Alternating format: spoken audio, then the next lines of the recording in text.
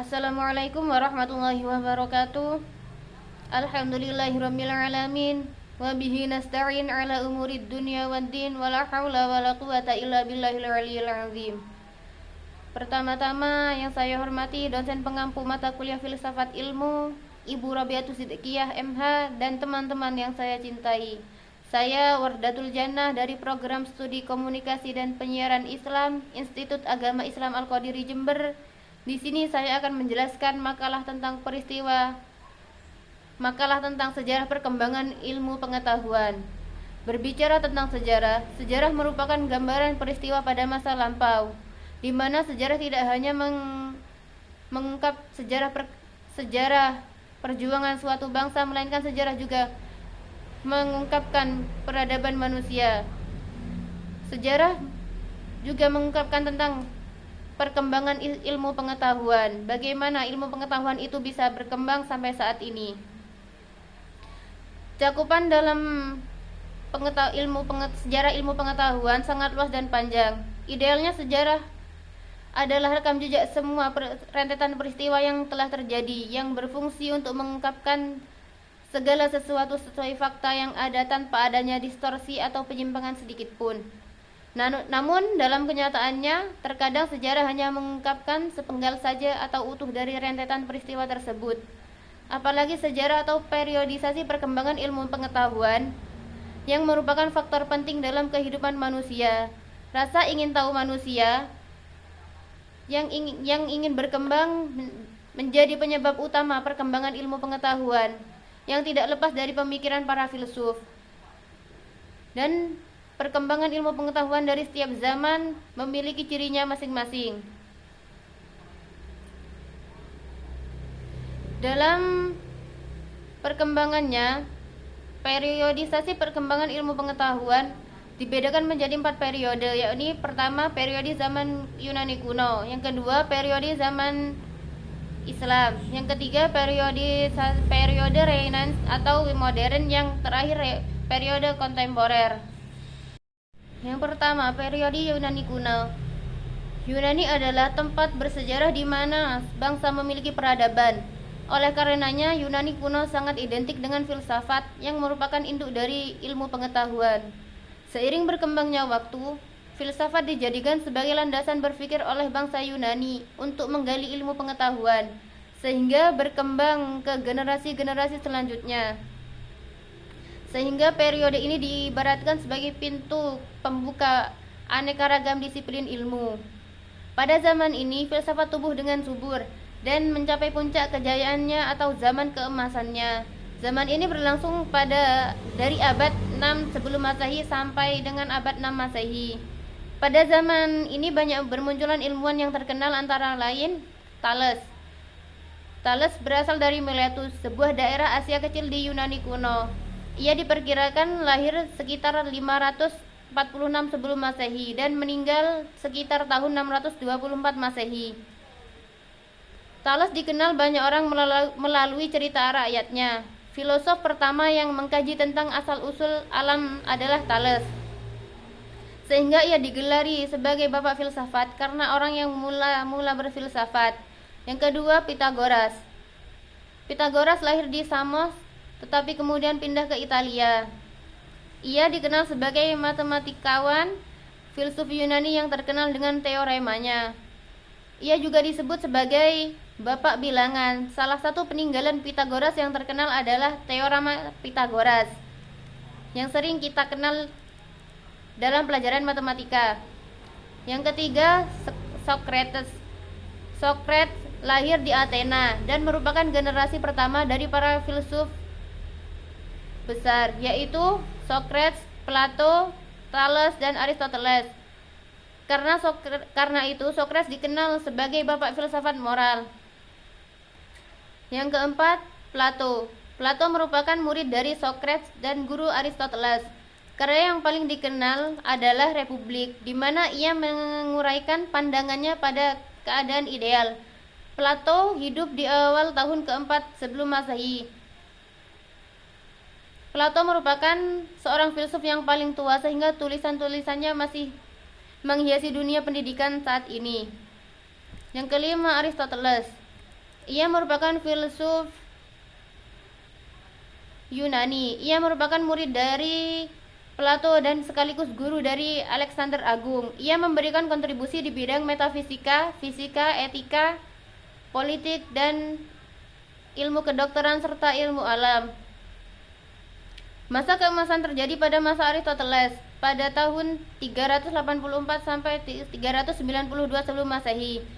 Aristoteles berhasil menemukan dan memecahkan persoalan-persoalan besar filsafat yang disatukannya dalam satu sistem, yaitu logika, matematika, dan metafisika. Selanjutnya, periode yang kedua, periode Islam. Tidak terbantahkan bahwa Islam sesungguhnya adalah ajaran yang sangat cinta terhadap ilmu pengetahuan. Hal ini terlihat dari pesan yang terkandung dalam Al-Quran yang telah diwahyukan kepada Nabi Muhammad SAW, yaitu surat Al-Alaq yang diawali kata perintah, Iqra, yang berarti bacalah. Intelektualitas di dunia Islam ini berkembang pada saat Eropa dan Barat mengalami titik kegelapan. Masa kegelapan Barat itu sebenarnya merupakan masa kegemilangan umat Islam, suatu hal yang berusaha disembunyikan oleh Barat karena pemikiran ekonom Muslim pada masa inilah yang kemudian banyak dicuri oleh para ekonom Barat. Pada saat itulah di timur, terutama di wilayah kekuasaan Islam, terjadi perkembangan ilmu pengetahuan yang pesat. Di saat Eropa pada zaman pertengahan lebih berkutat pada isu-isu keagamaan, maka peradaban dunia Islam melakukan penterjemahan besar-besaran terhadap karya-karya filosof Yunani dan berbagai temuan di lapangan ilmiah lainnya. Menurut Harun Nasution, keilmuan berkembang pada zaman Islam klasik sekitar tahun 650 sampai 1250 Masehi. Keilmuan ini dipengaruhi oleh persepsi tentang bagaimana tingginya kedudukan akal seperti yang terdapat dalam Al-Quran dan hadis. Persepsi ini bertemu dengan persepsi yang sama dari Yunani melalui filsafat dan sains. Yunani yang berada di kota-kota pusat peradaban Yunani di dunia Islam zaman klasik, seperti Alexandria, Mesir, Jundi Shapur, Irak, Antakya, Syria, dan Bakta, Persia. Sekitar abad ke-6 sampai ke-7 Masehi, obar kemajuan ilmu pengetahuan berada di pangkuan peradaban Islam. Dalam lapangan kedokteran, muncul nama-nama terkenal seperti Al-Hawi, karya Ar-Razi tahun 850 sampai 923, merupakan sebuah ensiklopedi mengenai seluruh perkembangan ilmu kedokteran sampai masanya. Razas mengarang suatu ensiklopedia ilmu kedokteran dengan judul Continence. Ibnu Sina tahun 980 sampai 1037 menulis buku-buku kedokteran atau Al-Qanun yang menjadi standar dalam ilmu kedokteran di Eropa. Al-Khwarizmi atau Algorismus atau Algoriasmus menyusun buku Al-Jabar pada tahun 825 Masehi yang menjadi buku standar beberapa abad di Eropa. Ia juga menulis perhitungan biasa atau aritmatik yang menjadi pembuka jalan penggunaan cara desimal di Eropa untuk menggantikan tulisan Romawi. Ibnu Rushd tahun 1126 sampai 1198, seorang filsuf yang menerjemahkan dan mengomentari karya-karya Aristoteles. Kemudian Al-Idris tahun 1100 sampai 1166 telah membuat 70 peta dari daerah yang dikenal pada masa itu dan disampaikan kepada Raja Bagher II dari kerajaan Silia. Selanjutnya yang ketiga, periode modern. Sebenarnya periode ini sudah terperintis mulai abad ke-15 Masehi, tetapi terlihat pada abad ke-17 Masehi dan berlangsung sampai abad ke-20. Hal ini ditandai dengan penemuan-penemuan dalam bidang ilmiah. Menurut Slamet Imam Santoso, ada 3 sumber pokok yang menyebabkan perkembangan ilmu pengetahuan di Eropa berkembang pesat, yaitu yang pertama hubungan antara kerajaan Islam dan semenanjung Liberia. Yang kedua, terjadinya perang salib, dan yang ketiga jatuhnya Istanbul ke tangan Turki pada tahun 1453. Periode ini juga dikenal sebagai masa rasionalisme yang tumbuh di zaman modern. Karena banyaknya berbagai ilmu pengetahuan, adapun ilmuwan yang pada masa ini adalah René Descartes. Ia merupakan seorang filsuf dan matematikawan Prancis. Ia disebut juga bapak matematikawan modern. Kemudian Isaac Newton. Isaac Newton merupakan seorang fisikawan, matematikawan, ahli astronomi, filsuf alam, dan ahli kimiawan serta teolog. Isaac Newton dikatakan sebagai bapak fisika klasik, yang mana yang sering kita dengar dalam fisika adanya hukum Newton, hukum tentang gravitasi. Kemudian yang ketiga ada Charles Darwin.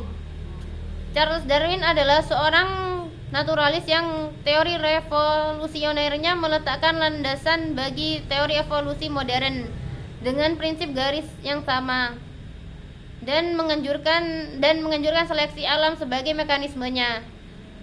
Teori yang menggemparkan adalah nenek moyang manusia adalah kera. Nah, selanjutnya Joseph John Thomson atau J.J. Thomson. Ia adalah seorang ilmuwan dengan penemuan penelitiannya yang berhasil menemukan elektron. Thomson mengungkapkan bahwa gas mampu mengantarkan listrik. Ia menjadi perintis fisika nuklir. Nah, yang keempat atau yang terakhir adalah periode kontemporer. Periode ini berawal pada abad 20 sampai saat ini. Zaman ini ditandai dengan adanya teknologi-teknologi canggih dan spesialisasi ilmu-ilmu yang semakin tajam dan mendalam. Pada zaman ini, bidang fisika menduduki tingkat paling tinggi dan banyak dibicarakan oleh para filsuf. Hal ini disebabkan karena fisika dipandang sebagai dasar ilmu pengetahuan yang subjek materinya yang mendukung unsur-unsur fundamental yang membentuk terjadinya alam semesta. Ilmuwan yang menonjol dan banyak dibicarakan dalam fisikawan, bidang fisika menjadi titik pusat perkembangan ilmu pada masa ini. Fisikawan yang paling terkenal pada abad ini atau abad ke-20 adalah Albert Einstein. Ia lahir pada tanggal 14 Maret 1979 dan meninggal pada tanggal 18 April 1955 dalam usia 76 tahun.